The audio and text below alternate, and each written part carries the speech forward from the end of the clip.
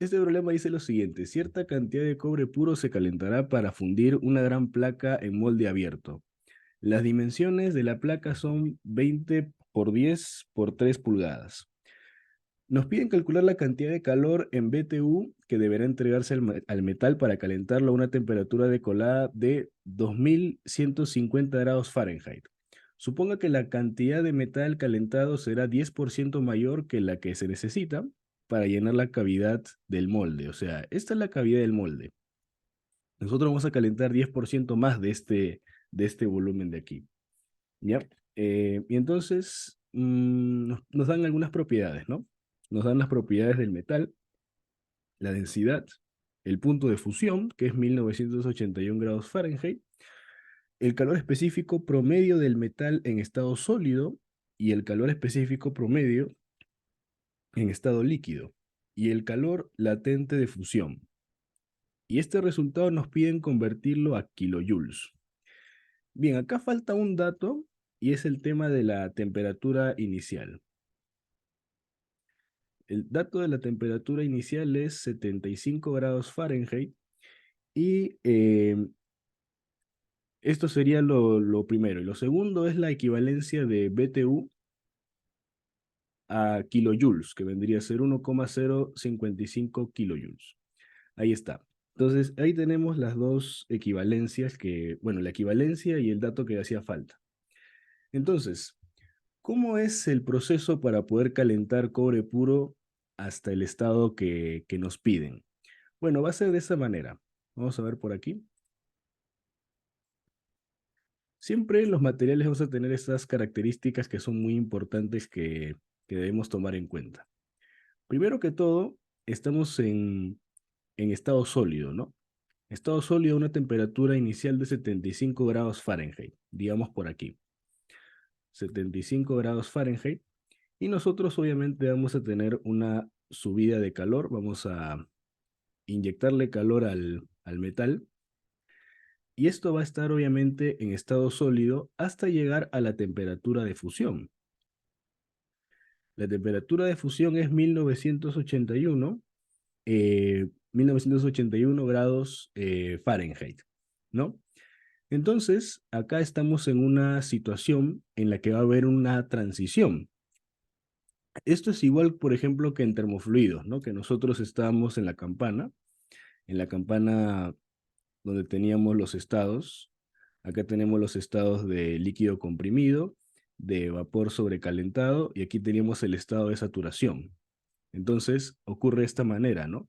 Aquí la temperatura va a ir subiendo, subiendo, subiendo hasta por acá, y luego vamos a tener un estado que nos va a llevar de líquido saturado a vapor sobrecalentado.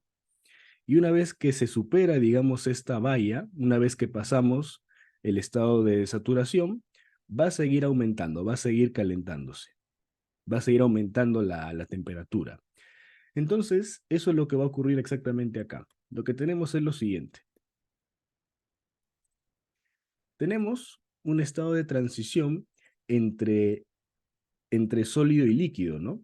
Este es el calor latente de fusión que va a tener que utilizarse para el cambio de fase, ¿no? Una vez que llegamos al punto de fusión, vamos a tener un tiempo de temperatura constante en el cual se va a seguir eh, colocando calor, el cual se va a seguir agregando calor al sistema para poder hacer el cambio de fase de sólido a líquido, porque no es inmediato, ¿no? No es que llego a la temperatura de fusión y ya de frente paso a líquido, sino que tengo que pasar por un proceso que justamente vendría a ser similar. Esto es una analogía, no es que es esto de aquí, es una analogía con lo que ya sabemos de termofluidos. Y esto de aquí, pues evidentemente va a ser la transición de líquido a sólido, de sólido a líquido, perdón. Y luego, una vez que ya tenemos esa transición de fase, vamos a ir al nuevo aumento de temperatura. El nuevo aumento de temperatura hasta 2150 grados Fahrenheit. Entonces, siempre cuando nosotros tenemos este análisis de calor que tenemos que utilizar para fundición, es de la temperatura inicial a la temperatura de fusión, el calor latente en el que la temperatura va a mantenerse constante y estoy pasando de todo mi sólido, pasarlo completamente a que todo sea líquido. Esto es una etapa de transición, que el sólido pues va transformándose en líquido sucesivamente hasta que todo se convierte en líquido. Y una vez que todo se convierte en líquido, voy a seguir calentando el líquido. Voy a seguir calentando el líquido, ¿sí? Entonces, esa vendría a ser, digamos, la secuencia que sigue este proceso de fundición. Entonces, acá tenemos 2150 grados Fahrenheit. Todo esto está en grados Fahrenheit. Ya está. Muy bien, entonces vamos a calcular el calor que se requiere. Este vendría a ser el H requerido. ¿El H requerido qué cosa va a ser? Va a ser el calor que yo necesito para llegar al punto de fusión, el calor latente que necesito para transformar todo mi sólido a líquido y el calor que necesito para llegar a la temperatura de colada. Entonces, el primer calor vendría a ser ¿qué cosa? Vendría a ser eh, el calor específico del estado sólido, ¿no? Dice que son 0,093 BTU por cada libra y grado Fahrenheit, ¿no? Entonces, siguiendo pues con un análisis dimensional, para convertirlo a BTU tenemos que multiplicarlo por libras y tenemos que multiplicarlo por la temperatura, la diferencia de temperaturas. Entonces, vendría a ser el calor específico 0,093. Este es para pasar de la temperatura inicial a la temperatura de fusión. Vendría a ser 1981, que es la temperatura final menos la temperatura inicial. Calor específico por la variación de temperatura. ¿Listo? Y ahora, todo esto de aquí vendría a ser en BTU sobre libras, porque ya he multiplicado por la temperatura. Ahora lo que debo hacer es multiplicar por la masa del objeto, ¿no? Que yo voy a fundir. Entonces, para ello tenemos que hacer un cálculo previo del volumen, que vendría a ser, ¿cuánto? Vendría a ser esta cavidad, pero por 110%, ¿no? Porque esta cavidad me dicen que yo voy a utilizar o yo voy a fundir 10% más de lo que necesito para llenar la cavidad. Por lo tanto, esto vendría a ser el 110% de 20 por 10 por 3. Y esto de acá sale 660 pulgadas cúbicas. ¿Y para qué yo quiero el volumen? Para calcular la masa, porque tengo la densidad de datos. Vendría a ser 660 multiplicado por la densidad 0,324. Esto de acá me queda 213,84 libras. 213,84 libras multiplicado por el calor específico y multiplicado por la variación de temperatura. Entonces, ¿cómo se interpreta esto?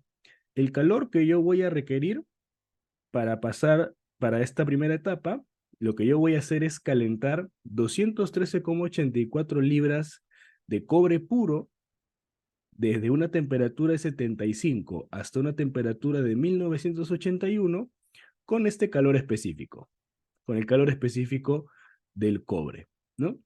Entonces, esto va a ser la forma, el cálculo, justamente para poder hallar el calor de esta primera etapa. Ahora vamos a calcular el calor latente, que vendría a ser la segunda etapa. Esta es la segunda etapa, el calor latente. Vamos a colocar, esto es el calentamiento del estado sólido, esto es la transición de sólido a líquido, y este es el calentamiento del líquido, para que tenga rótulos. Ahí está. Entonces vendría a ser el calor latente, que te dice yo, para hacer la transición de sólido a líquido, necesito 80 BTU por libra. Entonces, si yo tengo 213,84 libras, necesito multiplicar eso por 80 BTU por cada libra para saber el total de calor latente que necesito para hacer la transición de fase. Entonces sería 213,84 multiplicado por el calor latente. Ya está. Esta es la segunda etapa. Y obviamente esto es un calor total, o sea, se va a ir sumando. Entonces, vamos a colocarlo mejor en columna para que se sepa cuál es cada uno. Y por último, el calentamiento del líquido, que sigue la misma lógica que el calentamiento sólido. Yo voy a calentar ahora 213,84 libras de líquido y eso eh, va a tener una característica de calor específico de 0,09 y eso yo lo voy a elevar desde la temperatura de fusión hasta la temperatura de colada. Esta es la temperatura de colada y esta es la temperatura de fusión.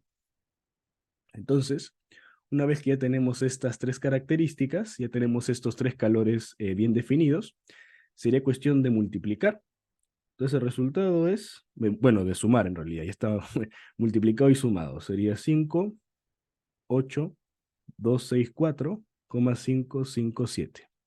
Esto de acá sale en BTU. Sí, esto de acá sale en BTU.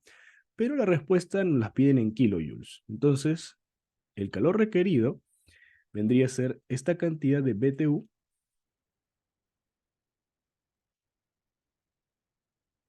y esto multiplicado por esta equivalencia, ¿no? De 1,055 kilojoules entre un BTU.